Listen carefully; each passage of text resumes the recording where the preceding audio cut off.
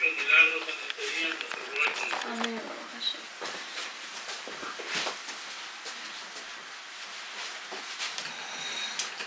Shabbat Shalom a todos, una vez más vamos a comenzar nuestra clase en esta mañana. Le damos gracias a todos los que nos acompañan y vamos a tener otro estudio sobre la relación del apóstol Pablo y la ley, de Rab Shaul y la Torá. En la otra clase mencionamos que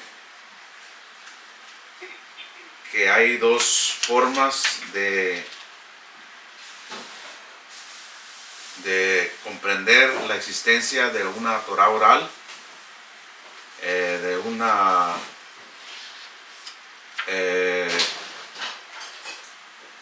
poder comprender la tradición oral por la misma indicación de la escritura, ¿verdad? Y por la misma sugerencia. Y dimos, ¿verdad?, dos ejemplos. Uno se encuentra en Esdras y el otro ejemplo, ¿verdad?, se encuentra en el libro de Ruth. Y también mencionamos Deuteronomios capítulo 23. Entonces, en la época de nuestro maestro, en el siglo I, a inicios del siglo I, y también en los tiempos de Pablo, muchos maestros o rabinos afirmaron que la Torá escrita debió coexistir con la oral. Esta era una opinión muy conocida, en especial entre los fariseos. Y también nada más les voy a dar evidencias de que sí realmente existe, ¿verdad?, una tradición, como en el ejemplo de Éxodo 16, 22, donde los hijos de Israel celebran el día de Shabbat. ¿Ok? Y cómo esto es posible, cómo los hijos de Israel sabían cómo celebrar un Shabbat cuando todavía el mandamiento de celebrar el Shabbat no estaba o no era revelado en el monte Sinaí. Recordemos que en el capítulo 20 del libro de Éxodo es donde aparece, ¿verdad?, los Aseret Adibrots, las 10 declaraciones expresadas en mandamientos, ordenanzas y preceptos. ¿Ok? Entonces, en el capítulo 16, los israelitas todavía están en el desierto y allí se registra que santificaron el día de Shabbat. ¿Ok? Entonces, es por eso que en los días de Yeshua, en los días de Pablo, ¿verdad?, se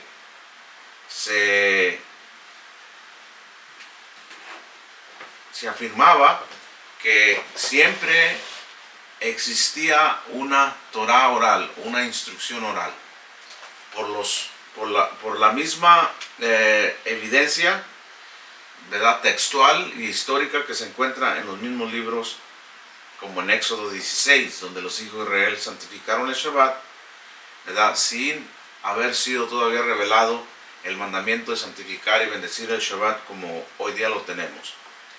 En segundo lugar, también tenemos en los días de Noah, ¿okay? En los días de Noah, ¿quién le enseñó a Noah cuáles eran los animales puros y los animales, ¿verdad?, impuros?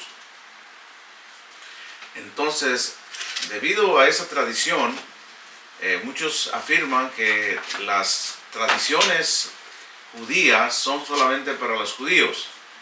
Pero si usted pone atención, hay muchas tradiciones que tienen que ver con todo el mundo y no solamente con los judíos. Porque Noé no fue judío, es el padre de las naciones. De hecho, en el judaísmo, ¿verdad?, se le llama, al que no es judío, se le llama Benei Noah. ¿Okay? Porque es que a partir de Noah surgieron las demás naciones. Y también Noaj es padre de Abraham. O sea que también el judaísmo salió de los lomos de Noaj. ¿Okay? Entonces, por la vía de Shem, que es su hijo, ¿verdad? Es por donde viene Abraham. Entonces, no hay una separación, ¿verdad? Entre judíos y gentiles en las normas espirituales y éticas y valores humanos. La Torah es igual para todos. Simplemente que el Eterno escogió al pueblo de Israel y le añadió leyes específicas por el cargo y la posición que ellos tienen de mantener la revelación de la Torah, por mantener la esperanza del Mashiach, por mantener el pacto sacerdotal. Y hay muchas cosas que el Eterno no le dio a las naciones. Y es por eso que gran parte de la Torah no tiene que ver nada con los gentiles, tiene que ver con el pueblo de Israel. Pero en términos de ética y en términos de valores humanos, los dos pueblos, por así decirlo, las naciones de Israel, tienen la misma responsabilidad de obedecer, ¿verdad?, la Torah escrita y la Torah oral. En este aspecto nosotros miramos bien que el Eterno le mandó a Noaj a decirle que, ¿verdad?, que de los animales impuros echara 2 parejas y de los animales puros echara 7 parejas. ¿Okay? Entonces el número de los animales impuros era superior a los que no eran impuros. ¿Por qué? ¿Y quién le enseñó, ¿verdad?, a Noah cuáles eran puros y cuáles eran impuros? Siempre existió, ¿verdad?, una tradición oral. La escritura, en el texto, en la escritura, lo que es la Biblia, no relata todo el contenido de las instrucciones. Simplemente lo básico del mandamiento, pero es aquí donde la Torah oral da la explicación en torno a lo que allí pasó. ¿Okay? Y allí se sientan en la mesa varios comentaristas y añaden sugerencias. Y esto hace más lindo el mandamiento, porque el mandamiento, hay 70 formas de obedecer un mandamiento. Así que si yo estoy aquí en este lugar y bendigo al Eterno a través de un precepto, tal vez en otra ciudad está otro haciendo lo mismo, pero de diferente forma. Y tal vez en otro país se están haciendo lo mismo y de diferente forma. Yo no tengo que criticar la forma de aquel que está haciéndolo, porque está haciendo lo mismo que yo. Entonces, esos son los detalles orales. Pero el mandamiento queda intacto. Es lo que tenemos que comprender. Tenemos que defender el honor del Eterno y de su palabra, que es la Torah escrita. Los debates se dan en cómo hacer el mandamiento. Así nos podemos pasar nosotros horas y siglos discutiendo y peleando cómo cumplir el mandamiento. Pero el mandamiento queda intacto. Entonces, con esto en mente, no tenemos que tener la imagen que el maestro, o en el cristianismo conocido como Jesús el Cristo, o como el apóstol Pablo, su intención era divorciarse del judaísmo y crear una nueva religión. La gente que piensa así es porque no conoce el entorno histórico y cultural de estas dos personas. ¿Ok? Entonces, si nosotros logramos, ¿verdad?, poner a estos dos personajes en su entorno histórico y cultural, entonces lo que ellos dijeron tiene sentido, pero desde una perspectiva judía, no desde una perspectiva gentil, porque el gentil cree que su fe y su creencia es a partir de Jesucristo, dejando atrás todo el historial histórico y escritural que existe de la Biblia. Entonces no podemos a partir nosotros del Evangelio para fundar una fe nueva. ¿Ok? Y es muy raro, ¿verdad?, que una persona gentil se identifique con Abraham, Isaac y Jacob. Pero fíjense bien el poder de las instrucciones orales. ¿Okay? El Eterno le mandó a Noé que separara, ¿verdad?, animales puros e impuros para que entraran en el arca con él y preservar la especie. Pues todo lo que salvó o todo lo que se metió en el arca de Noé vive hasta el día de hoy. Por eso los fariseos afirmaban que la Torah oral digo de coexistir con la Torah escrita. O sea, el Eterno daba un mandamiento, ¿okay?, que después se vino y se escribió, y alrededor de ese mandamiento había leyes e instrucciones que aplicarle al mandamiento. Eso es lo que le llamamos nosotros Torah oral, ¿ok? Leyes orales. Ahora bien, después en el monte Sinaí, ese acto de Noé se vuelve un mandamiento para los hijos de Israel. Ahora usted va a juzgar esto, ¿ok?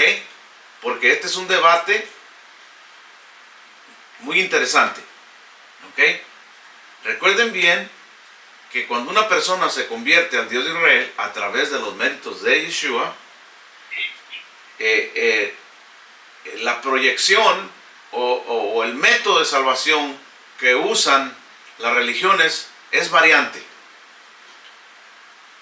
Pero en lo que están todos de acuerdo es que el creyente tiene que tener la fe en Jesús. Arrepentirse, aceptar su perdón y sumergirse en agua. Ahora, el gran problema, ¿verdad?, que existe en el cristianismo es en el nombre que se va a bautizar. Ese no es el tema de aquí, ¿ok? Porque hay libros, hay muchas predicaciones acerca de eso, pero si ustedes se dan cuenta que eso no tiene ningún peso, porque en los apóstoles no se debatía en qué nombre, porque ellos hacían todo en el nombre de su maestro. Igual como hasta ahora. El día de hoy un rabino habla en el nombre de su maestro que lo formó. Eso no es nada nuevo. Pero para el cristianismo es una revelación del nombre, es una autoridad divina del nombre. No, es una costumbre judía hacer las cosas en el nombre de tu maestro. Por eso los fariseos le dijeron a Juan el Bautista: ¿y tú por qué bautizas? ¿O en qué nombre bautizas tú? El bautismo de Juan para un judío y el bautismo en la aceptación del Mashiach tienen la misma validez. Y en el cristianismo no, nadie habla del bautismo de Juan. Y el bautismo de Juan es lo mismo que los que se bautizaban cuando aceptaron el Mesías. Ese sería otro tema. Voy a explicar ese tema, pero simplemente quiero aclararles esta idea fundamental de que siempre ha existido, ¿verdad?, el mandamiento divino de la boca de Dios dado a los hombres, y estos hombres que recibieron esto tuvieron que darle una aplicación, y eso es lo que se llama, ¿verdad?, Torah oral. Entonces Moisés, ¿verdad?, después viene a decirle a los hijos de Israel, ¿verdad?, todo lo que apartó Noé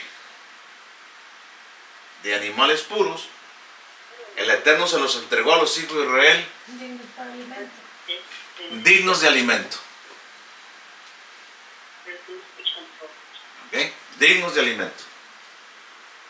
Ahora, usted que es cristiano,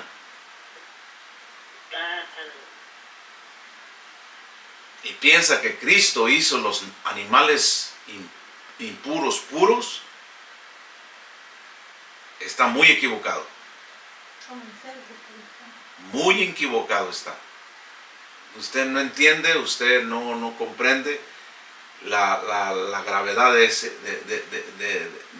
interpretación. Usted es una Torah oral cristiana, por así decirlo, porque da una interpretación de un mandamiento sin tener en cuenta todo lo que estamos hablando de todo este espacio. Miles y miles de años cuando una costumbre que honra a Dios tiene miles de años, no se puede cambiar de la noche a la mañana. Jamás. Entonces, fíjese cuántos años distan desde Noé hasta la revelación del monte Sinaí. 1500 años. ¿Ok? Porque la historia de la humanidad es vista en los 7 días de la semana. ¿Ok? Recuerden bien que el Eterno le dijo a Adán con M, no N, Adam. Y en español le quitan la M y le ponen la N. Y cuando hacen eso, le quitan el ADN de la identidad del primer hombre de la tierra. En el nombre de Adán está codificado el Mesías. Si usted le quita una letra a ese nombre, usted expulsa o borra para siempre los códigos que se encuentran en ese nombre. Gracias al Eterno que no hay esta manipulación en el texto sagrado hebreo. Porque en el texto sagrado hebreo no existen las mayúsculas ni las minúsculas. No hay vocales en el vocabulario hebreo. Entonces, ¿verdad? La gramática castellana no puede interpretar el texto hebreo. Jamás lo puede hacer. ¿Ok? Entonces, cuando tú le cambias el nombre o una letra a un nombre bíblico, le quitas su significado. Entonces, no es Adán, es Adam. ¿Ok? Porque en Adam se encuentran, ¿verdad?, los patriarcas del Mesías. ¿Ok? La primera letra, ¿verdad?, del padre del Mesías es la Aleph, por la cual se escribe Adam. ¿Ok?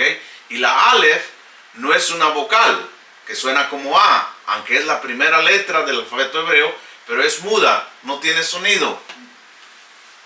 Los masoretas que escribieron el Sefer Torah, los escribas que escribieron el texto sagrado, para que las personas entendieran, ellos le pusieron puntualización a las consonantes, ¿verdad?, para que tuvieran sonido. Y una consonante muda puede tener los sonidos de A, E, I, O, U.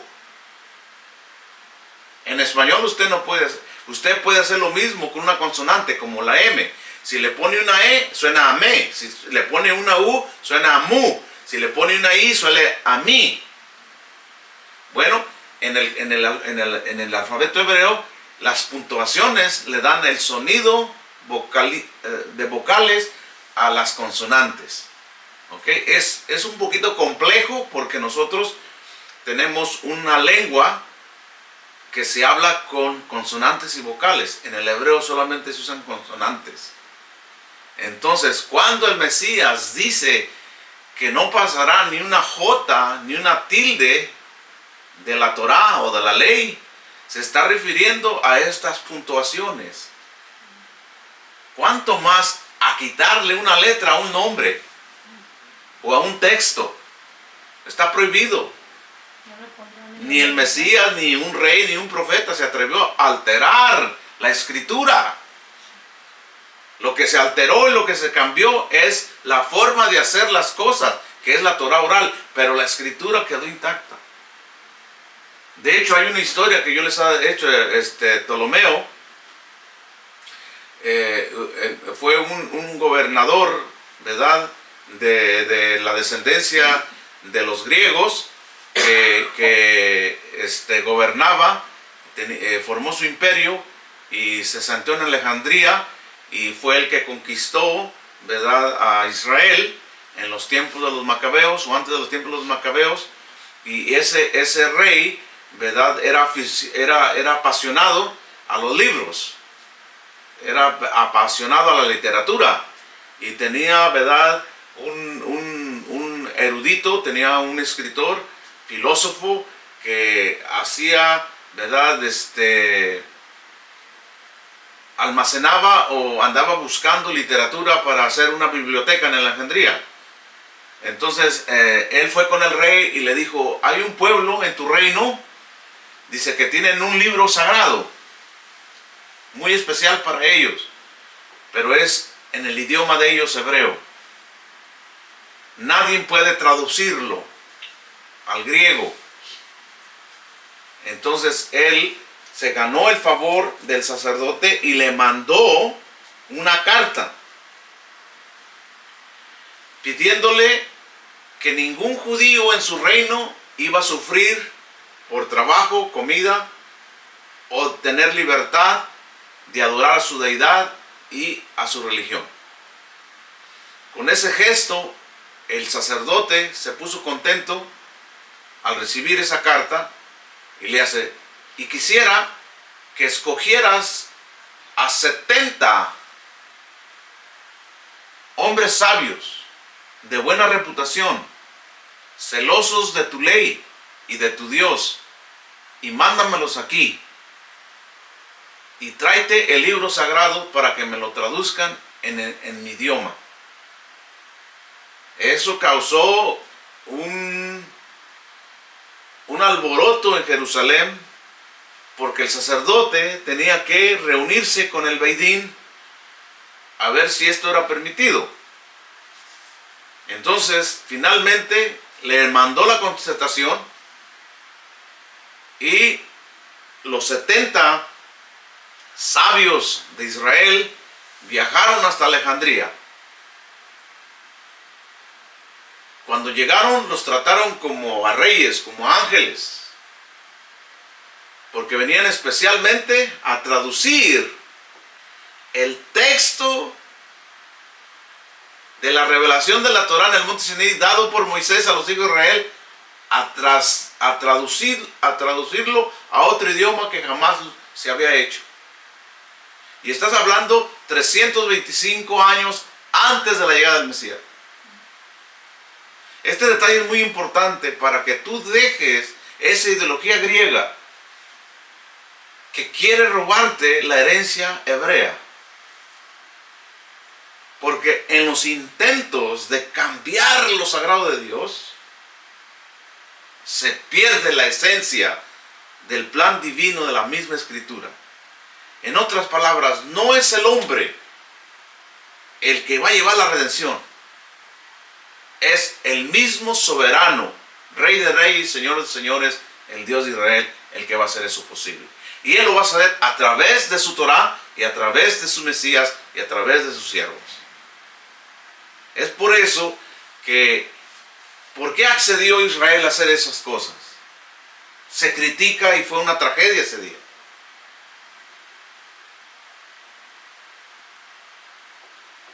Lo que nosotros, o que el judío mira como una tragedia, Dios lo vio como una oportunidad. Pero recuerden bien que cuando algo valioso cae en manos de inexpertos, el valor se pierde. Pero que cuando cae algo valioso en las manos de un sabio, se vuelve luz y revelación al mundo. Esa es la diferencia de algo sagrado de Dios. Miren, el mandamiento es divino. Esta parábola la enseñó el maestro con la semilla. La semilla del sembrador, la semilla es el mandamiento de Dios, es la palabra de Dios, es lo que salió de la boca de Dios. Él lanza su palabra, que es como una semilla, y tiene que caer en una tierra para que dé fruto. En esa parábola él dijo que la semilla cayó en 3 diferentes lugares, que puede ser la tierra fértil del pacto judío, ¿okay? Puede ser la tierra no tan fértil de la conversión de los gentiles, o puede ser también el Islam, ¿okay? Que son las 3 religiones monoteístas: el judaísmo, el cristianismo y el Islam, ¿okay? Por así decirlo. puede ser una referencia. Una cayó ¿en qué? En piedras, otra cayó en espinos y otra cayó en buena tierra. La misma semilla. Entonces, la palabra de Dios no es el problema. Cuando estamos leyendo el libro de Gálatas de Pablo, no es la Torá el problema. No es Israel el problema. No es el Mesías el problema. Es el gentil. Son las introducciones orales que quisieron implementar en los gentiles, los que no eran miembros del Sanedrín, los que no eran miembros de los fariseos, de los que no eran miembros del movimiento nezarita del Mesías. Eran gente extranjera o convertida por medio de los méritos del Mesías, pero que no tenían la autoridad de Pablo, no tenían la autoridad de los apóstoles de judaizar a los gentiles. Y Pablo viene y corrige esa cosa. Eso no se tiene que ver algo con un ataque en contra de Moisés. No es un ataque en contra de Moisés. Es con un ataque en contra de hombres que tomaron el cargo que no les fue dado. Y estaban manipulando a estos nuevos conversos.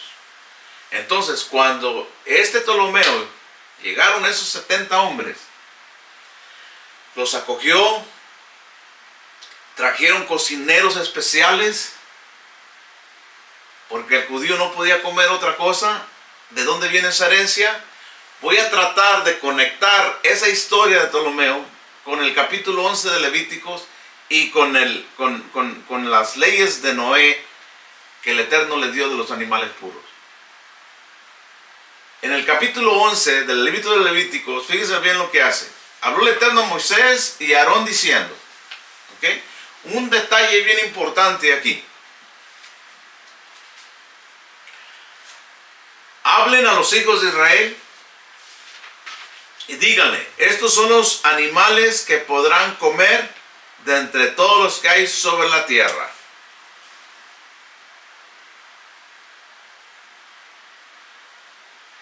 Estos animales que conservó Noé, los limpios, no los impuros, son para ustedes.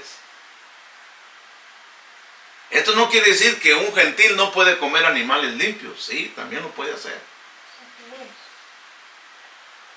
Pero el gentil siempre adopta por lo sucio, por lo impuro.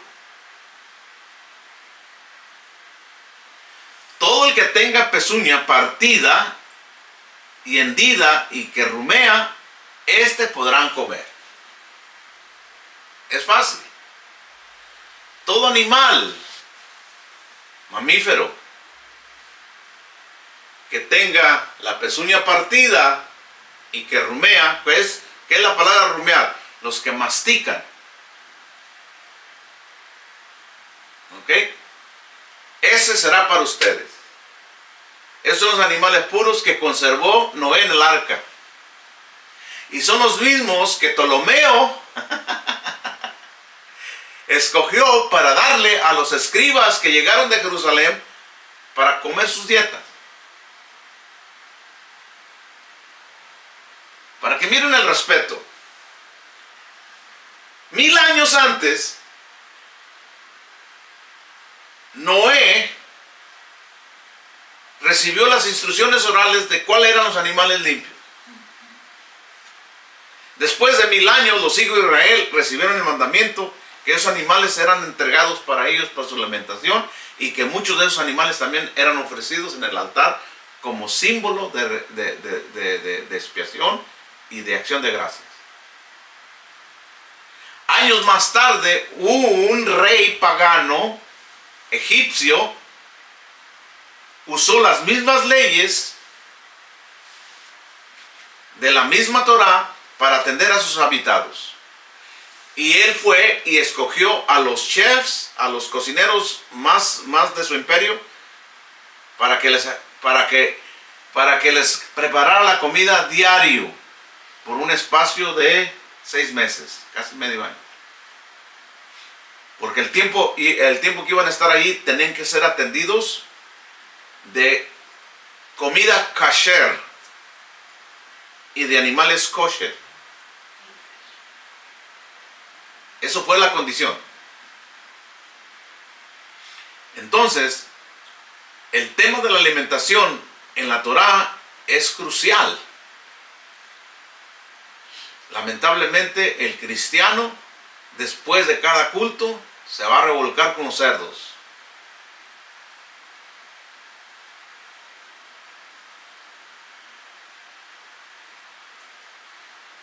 Porque ellos pueden comer de todo. Pueden comer camarón, pueden comer jamón, pueden comer chicharrón, pueden comer carnitas, conejo, liebre, todo. ¿Será cierto eso? ¿Cómo tú puedes santificar tu cuerpo metiendo cosas que son prohibidas por la misma Torá? Esos animales no te van a quitar la alta presión, no te van a quitar el cáncer, no te van a quitar el diabetes, no te van a quitar el artritis. Dios es sabio y Él sabe por qué los animales impuros no se los dio a Israel.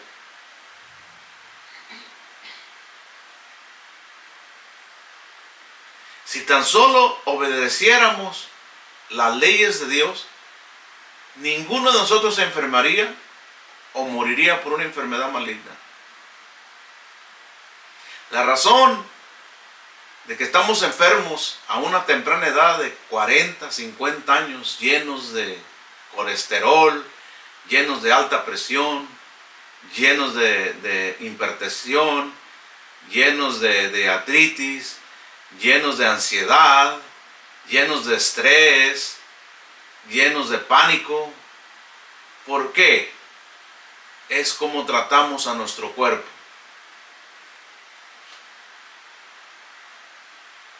En los tiempos de Abraham, los hombres vivían 150 años. En los tiempos de David, vivían 120 años. En los tiempos de los apóstoles, vivían 100 años. En los tiempos de nosotros, si ya le llegamos a los 50, a los 60, ya estamos en el top, estamos ya estamos del otro lado, ya vivimos demasiado ya. Pero en los tiempos bíblicos, 60 años apenas estabas en la flor de tu juventud. Por muchas circunstancias. Entonces el Eterno le dijo a los pueblos de Israel: estos son los animales que vas a comer, pero los que rumean o que tienen hendida su pezuña, estos no comerán. ¿Ok? Entonces dice: el camello, aunque rumea, pero no tiene la pezuña hendida. El caballo rumea, mastica, pero tiene el burro, la mula, todos esos animales. ¿Ok? Dice: el conejo, que aunque rumea, no tiene hendida su pezuña, le será impuro. La liebre, que aunque rumea, no tiene hendida su pezuña, le será impura. El cerdo, que aunque tiene su pezuña partida y hendida, no rumea, le será impuro. No podrán comer de su carne, ni tocará sus cuerpos muertos, le serán impuros. Estos son los que podrán comer de todo lo que hay en las aguas. Fíjense nada más. Toda la creación Dios la hizo para nosotros. Pero toda la creación tiene leyes y límites. Tiene límites para todo. Él nos dio todos los animales puros de la tierra. Ahora viene y nos dice: también los que hay en el mar van a ser para ustedes. Y aquí está la lista de los mares. Estos son los que no podrán comer de todo lo que hay en las aguas. Todo lo que tenga aletas y escamas que está en las aguas, en los mares y en los torrentes podrán comerlos. Entonces, todo lo que hay en el agua que tiene aletas y escamas va para la cazuela. Esos son saludables para ti. Esos no te van a hacer daño. Esos no van a alterar tu corazón. No van a alterar, ¿verdad?, tu sangre sanguínea.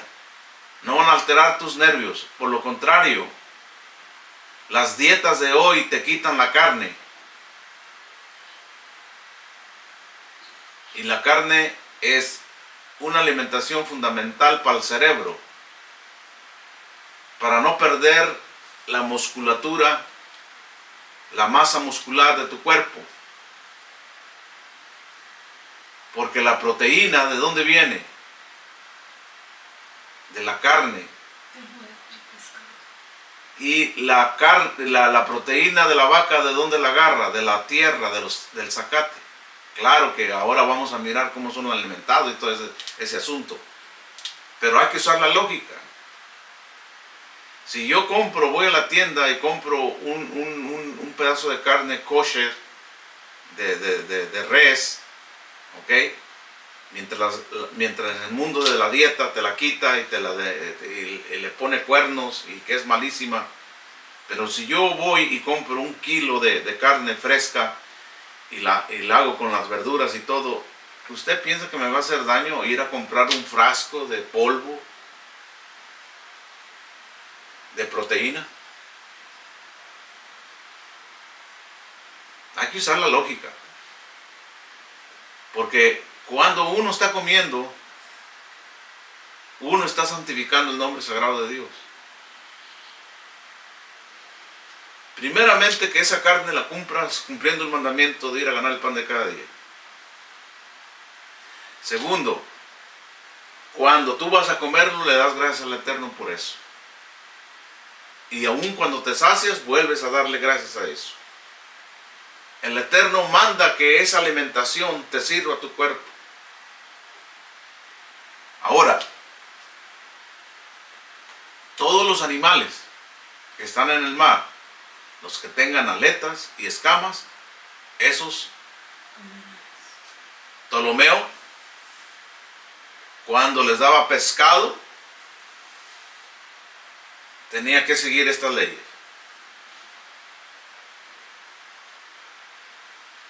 ¿Cuál es el plato más rico para un mexicano? ¿Cuándo es cuando está de fiesta o que tiene dinero? Que va y se compra un 7 mares. O camarones, pulpo. O una campechana. ¿Cómo se llaman esas? Esos vasotes que traen pulpo, que traen almeja, que traen erizo, que traen ostión, camarón, no sé cómo se llama esa así, grandota, sí. ¿Ok? Y es el plato más rico que hay para el pobre. O sea, no es tan malo, es una delicia, pero está prohibido para los hijos de Israel comer esa clase de comida. Y tú sales de un culto y vas y te vas a las carnitas, te vas a los camarones, y tú piensas que estás agradando a Dios o estás deshonrándolo. Porque ya está, aunque sea Biblia cristiana, ya está. Aunque sea Biblia cristiana, aquí está. No, pero no estamos bajo la ley. Esto no tiene que ver nada con bajo la ley y con la gracia. Porque ningún apóstol jamás comió estas cosas. Ni el Mesías los comió. Y usa la lógica, por lógico. Si ellos no lo comieron, iban a enseñar a los gentiles a que también ellos se alejaran de esa clase de dieta. Pero ¿por qué Pablo dice no preguntes en la carnicería de esto? Cuando él dice eso, está hablando de los animales limpios. Porque hay animales limpios que los gentiles también comen, pero que fueron ofrecidos a los ídolos. Y él dice, el ídolo nada es. O sea, él no podía poner las leyes de Jerusalén en Grecia. Y le dice a los hermanos gentiles, si esa carne es de un animal limpio, cómprenla. Y cuando lleguen a su casa, santifíquenla. Purifica. Y den gracias a Dios y ya no es sacrificada a los ídolos. Para ellos, para los gentiles, eso era permitido para ellos. Pero para un judío no. Aunque fue limpio ese pedazo de carne o esa ternera o ese cordero, aunque es limpio, pero si él sabe que el dueño lo sacrificó en honor a su Dios, está prohibido para un judío comprar esa carne. Pablo dice, para ustedes no está prohibido porque ustedes no son judíos. Pero él no le está diciendo, sí, coman cerdo. No. Porque ni aún los gentiles sacrifican cerdos a sus dioses. ¿Qué tan ignorantes somos? ¿Cómo es posible? Ni aún los propios griegos sacrifican animales pobres, impuros a sus dioses. Tienen que escoger de lo mejor para agradarle según su ideología, según sus creencias de ellos.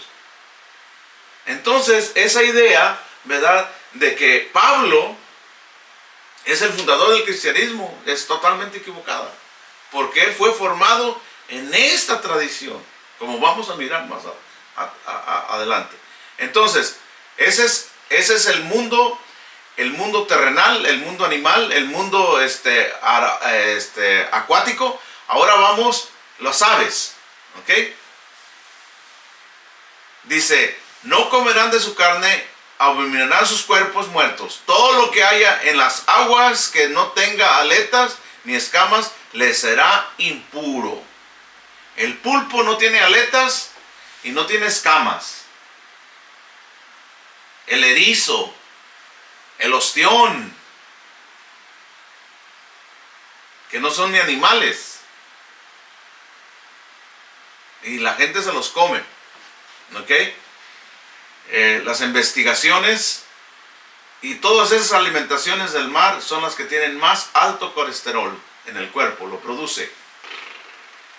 Lo dispara. Nosotros producemos el colesterol, nosotros producemos la sal, nosotros producemos el azúcar, nosotros producemos el ácido, todas las químicas que es necesario, el cuerpo las produce sola, porque Dios así lo diseñó. La respuesta a la salud está en la misma tierra, en la misma naturaleza, está en la misma Torah. Tú hazle caso a la Torah y verás que tu vida cambia. Entonces, Mira el 12. entonces dice, todo lo que haya en las aguas que no tenga aletas ni escamas, les será impuro. Además, de entre las aves, estas abominarán y no las comerán, porque son impuras. El águila, el amileno, la corneja, según su especie, la avestruz, el gavilán, según su especie, el halcón nocturno, la garza, el cuervo, el búho, el pelícano, la urraca verde, la cigüeña, la burilla, según su especie, la pupa y el pavo real. Además, todo lo insecto que se desplace sobre sus 4 patas les será impuro. Entonces, ¿ok? Entonces, ¿cuáles son las aves que se pueden comer? Es bien simple. Todas las que no se alimentan con otra clase de animal.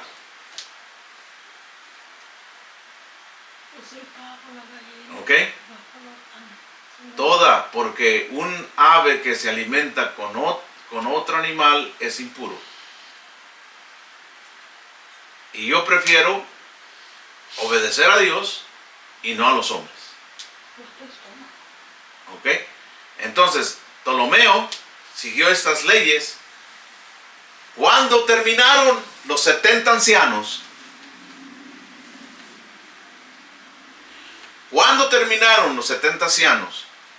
de traducir la Torá por primera vez al griego,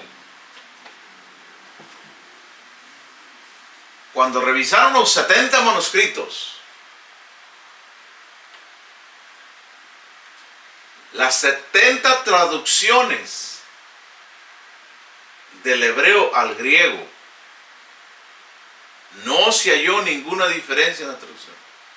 Y todos los 70 hombres, todos los sabios, todos los 70 sabios fueron encerrados individualmente. Debe ser de alguna forma. Ninguno de ellos alteró el texto sagrado. Eso no es fácil de hacer. Porque una palabra se puede traducir en diferentes formas en tu idioma. Como por ejemplo, para traducir algo que es duro, como cemento o fierro, ¿cuántas palabras puedes usar? Puedes usar muchas, pero todos ellos usaron la misma palabra para traducir algo que no se podía entender en otro idioma. Y hay muchas palabras que no se pueden traducir a otro idioma. Uno de ellos son los nombres bíblicos. Los nombres bíblicos no se pueden traducir a otro idioma. ¿Por qué? Porque se les pierde su significado. Porque todos los nombres bíblicos, la mayoría de ellos fueron dados por Dios. Y cuando tú los traduces a tu idioma y les cambias y les alteras las letras que no corresponde al idioma hebreo, pierde su significado.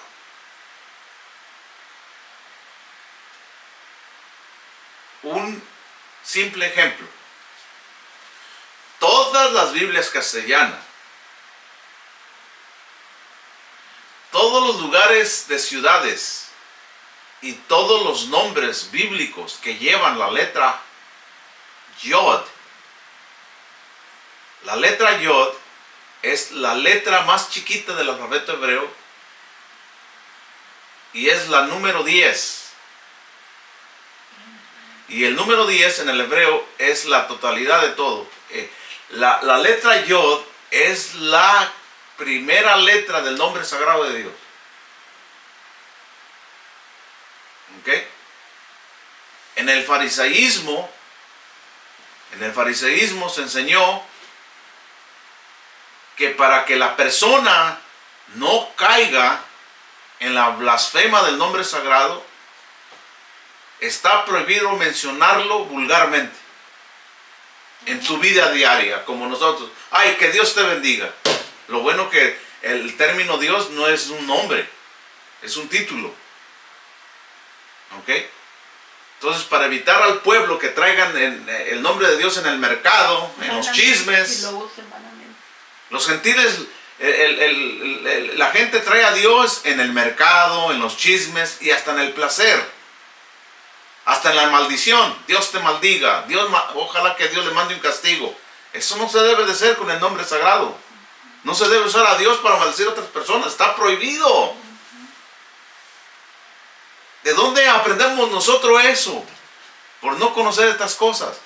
Entonces los fariseos, por proteger a la población,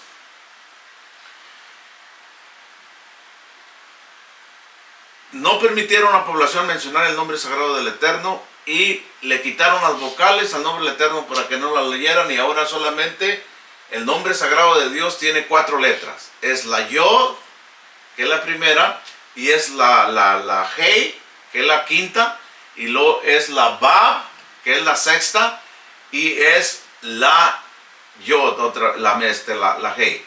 Entonces se pronuncia Yo, Hei, Bab, Hei. ¿Ok? Entonces le quitaron las estas y le pusieron los signos, ¿verdad? La puntuación del nombre Adonai.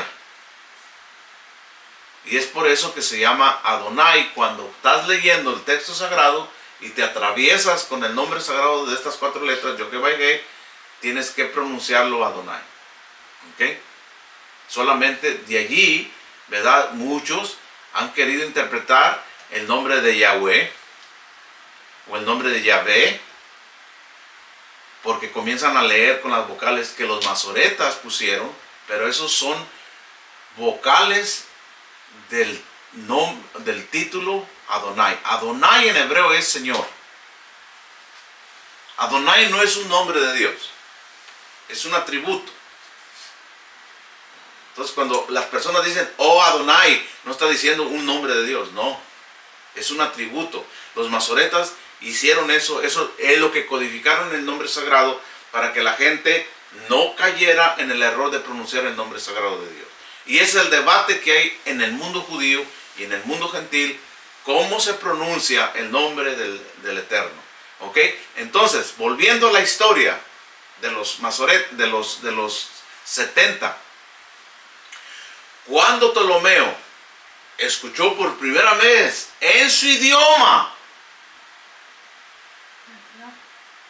la Torá de Moisés, se quedó pasmado. Dijo, ¿cómo es posible que el mundo no conozca esto? ¿Y por qué se violan estos mandamientos? Él lamentablemente no pudo cambiar al mundo. Y para el judaísmo ese día fue algo terrible, de que el texto sagrado se tradujo en el enemigo literario del judaísmo, que es la mentalidad griega.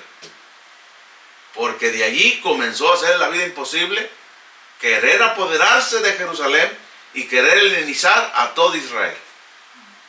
Entonces ese fue, ¿verdad?, un día inconmovible, y de allí es donde agarra el nombre de la Septuaginta. Lamentablemente todas las versiones castellanas que conocen usaron el texto de la Septuaginta, que es el griego y no el hebreo. Por eso le quitaron el escrito. Entonces usted, dígame, usted trae una Biblia y va a la iglesia, el pastor le dice, abra su Biblia al Mateo fulano. ¿Qué versión es? La versión de los 60. ¿Y la versión de los 60 de dónde lo copió? ¿Y quién hizo ese trabajo? Porque todas las reinas valeras son católicas. El mundo protestante no tiene eruditos que tengan acceso a los manuscritos originales. Dependen de lo que la Iglesia Católica les dio. Por otro lado, los testigos de Jehová, queriendo separarse totalmente del Vaticano, ellos mismos hicieron traducción castellana de la misma Reina Valera. ¿Qué tan lejos no quedaron más? Tú no puedes perfeccionar la traducción de un texto a otro idioma. No, eso es como para que no le haga daño. Miren, para que no le haga daño la leche al niño hay que hervirla. La hirves, le quitas la nata. ¿Cuánto no se perdió de sustancia en esa hervida? Lo mejor que la nata. Ahora, esa leche hervida la agarras y la mezclas con agua para rebajarla, porque todavía se le envía que está gruesecita. Entonces ya la pones en un frasco y se ve bonita y ya suavecita. Y ahí está, ¡ay, qué suave bien! Eso es lo que hicieron con la Biblia. La Biblia, para que la gente la entienda, hay que ir rebajándola.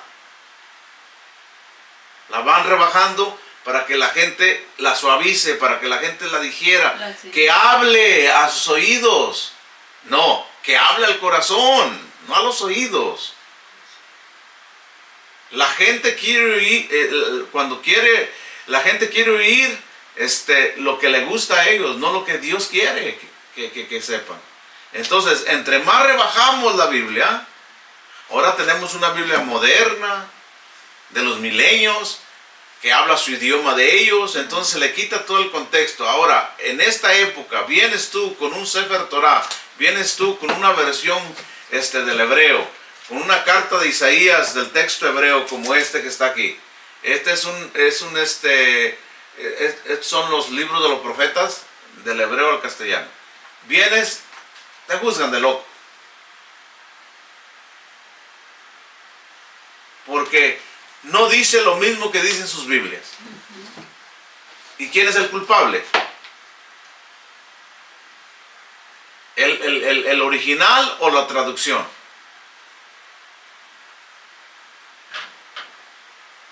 Entonces, después de casi 2000 siglos, perdón, de 2000 años, aparecen movimientos como las raíces hebreas, como los mesiánicos, como el judaísmo, comenzando también a predicar en YouTube y comenzando a predicar estas cosas no suceden por casualidad. Estas cosas suceden porque algo va a pasar muy pronto en el mundo religioso, en el mundo político y en el mundo de las naciones. Estemos listos porque cosas tremendas se vienen. Y una de las cosas que nos va a salvar, sin duda, será siempre la revelación de la palabra de Dios. La palabra de Dios es para nosotros, no para debatirla. Lo que debatimos son las interpretaciones. Yo puedo debatir una interpretación, pero por el mandamiento no hay pleito. En el momento que una persona te diga que ese mandamiento no existe, ya no le sigas. Porque él mismo se está descartando de la voluntad de Dios. Ninguno de nosotros tiene más sabiduría que el Dios mismo. Entonces, para la otra semana vamos a dejar, ¿verdad? Y vamos a entrar a la carta a los Gálatas. ¿Okay? Esta fue la segunda clase de Pablo relacionado con la ley, aunque no hablamos de ello, pero simplemente miramos la importancia de su formación. Miramos que él, siendo fariseo, jamás iba a enseñar a los gentiles a comer cerdo o a comer animales impuros. El problema que tenía ellos, que tenía Pablo con las comunidades de Galacia, de Colosenses, de Éfeso o de Corintios, era que la mayoría de las carnicerías eran atribuidas a los ídolos. ¿Ok? Pero ningún pagano iba a matar, iba a sacrificar cuervos a su Dios y después venderlos, o gavilanes, o murciélagos. ¿Verdad que no? Si tú conoces un poquito del paganismo, siempre se sacrificaban. De hecho, los egipcios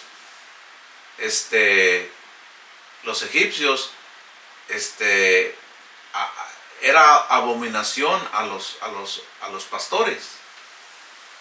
Y Jacob, Abraham, Isaac fueron pastores de ovejas. Y cuando Moisés regresó a Egipto, fue pastor de ovejas por 40 años con Yitro. Y lo miraban abominable. ¿Por qué? Porque ellos tenían a los corderos como divinidades. Por eso los mataron, porque vivieron en el día.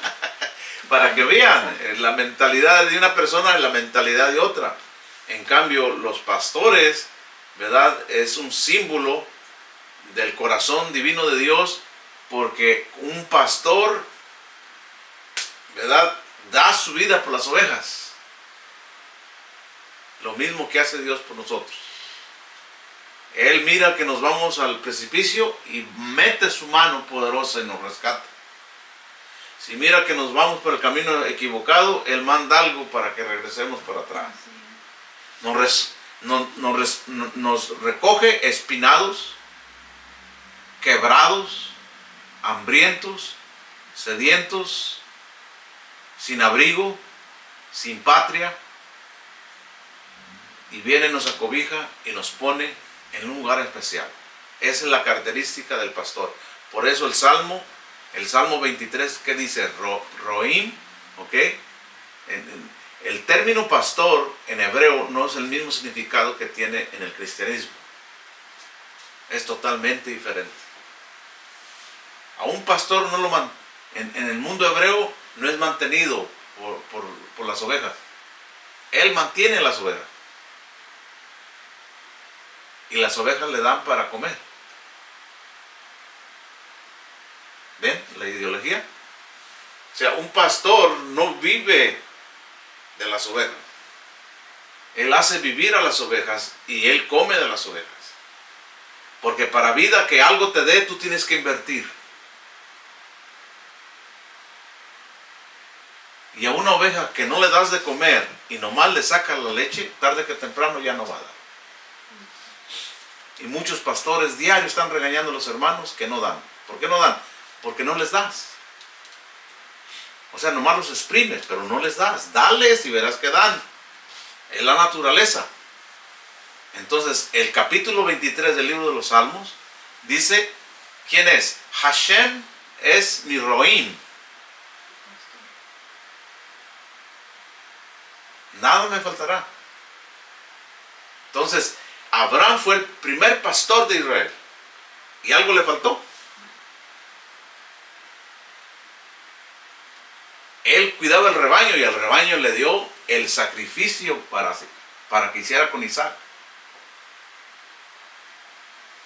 Es algo extremadamente importante. El mundo hebreo es totalmente al mundo greco-romano. Si no, miren nada más un vistazo a este mes. ¿Ok? Miren nada más. El mundo se volca para celebrar el 24 de diciembre pensando que nació Jesucristo. Jesucristo no nació el 24 de diciembre. Nació en otro día.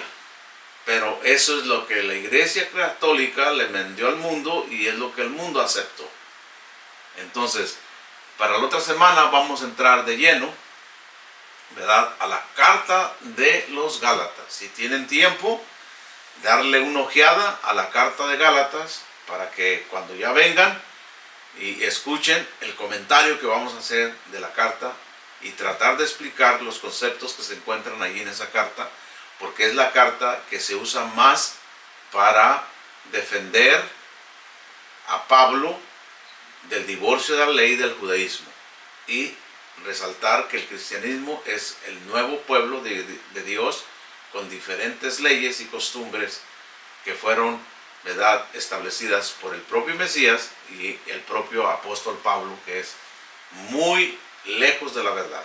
Vamos para la otra semana a estudiar ese libro, esa carta, ¿verdad? Solamente parece que son 6 capítulos, pero hay unos detalles muy interesantes. El problema que hay en Gálatas no es con la ley de Moisés, ¿ok? Es con otro sistema que se quiso introducir allí en esa comunidad. Entonces, para la otra semana vamos a continuar con la siguiente clase. Que el Eterno los bendiga, los ayude y hasta la próxima. Shabbat Shalom.